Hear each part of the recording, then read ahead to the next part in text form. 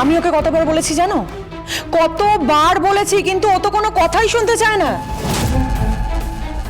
এই মেয়েটা না বড্ড একগুঁয়ে স্বভাবের মেয়ে, বড় স্বাধীন চেতা। আর এইসব মেয়ে সংসার করার মেয়েই নয়, এসব মেয়ে হচ্ছে ওই ওকালতি করারই মেয়ে। থাক থাক, তোমাকে না এর মধ্যে ঢুকতে হবে না। তুমি এমন কিছু কথা বলে দিও না যে ও আরো হার্ট হয়ে যায়। আচ্ছা শোনো, একবার দেখো না ওর দিকে তাকাও, কি অসহায় অবস্থা ওর। এই অবস্থার জন্য ওই তো দায়ী, এটাই তো ফ্যাক্ট। কি দরকার ছিল বলো তো? কেন ভাবে বলছো ওকে? আর ওকে কেন দায়ী করছো ছোটকা? ও তো নিজেও বুঝতে পারেনি যে এরকম একটা কুৎসিত চাল দেবে। আমি তোমাদের বলছি, আমি বলছি সব কিছুর পেছনে কাফিয়া দিয়ে আছে। কাভিয়া কেন? যে কোনো লোক হলেই এই কথাগুলো বলবে। পরিচিতি তো এই বাড়িতে বউ হয়ে আসার কথা ছিল, তাই না?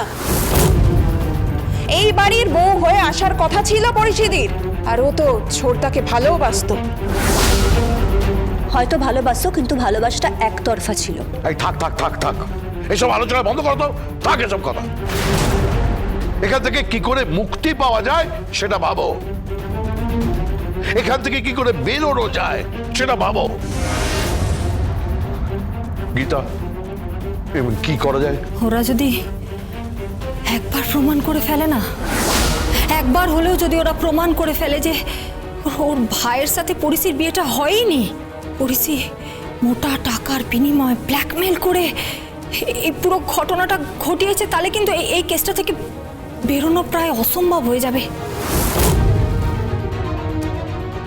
মানে বেরোনোটা মুশকিল হয়ে যাবে, ওই সাপের ছুঁচো গেলার মতন অবস্থা হয়ে যাবে। হ্যাঁ, সাপে ছুঁচো গেলার মতোই তো অবস্থা হবে। তুমি পরিচিকে না পারবে গিলতে, না পারবে ওগরাতে। আমাকে নিয়ে কাউকে কিছু ভাবতে হবে না, আমি চলে যাবো এখান থেকে, চলে যাব। তা তুমি এখান থেকে চলে গেলে কি সমস্ত সমস্যার সমাধান হয়ে যাবে? হ্যাঁ, হয়ে যাবে কি সমস্ত সমস্যার সমাধান? বলো, উত্তর দাও। তুমি এই পরিবারকে যে অবস্থার মধ্যে ফেলেছো, সেই অবস্থার কথা তোমাকে ভাবতে হবে, ভাবতে হবে তোমাকে। আজ তোমার জন্য, শুধুমাত্র তোমার জন্য গীতা বদনাম হচ্ছে, স্বস্তিক বদনাম হচ্ছে, তুমি বদনাম হচ্ছ।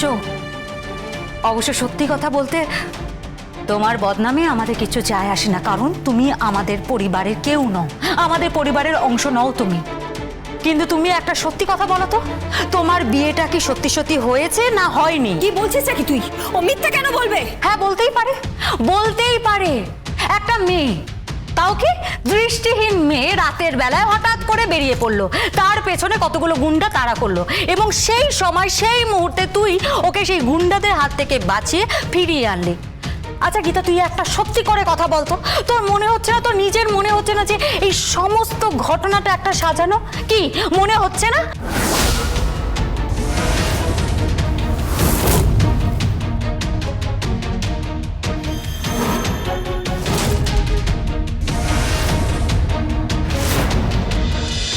গীতা LLB সোম থেকে রবি প্রতিদিন সন্ধ্যে 6:30টায় স্টার জলসায় ও জিও হটস্টারে।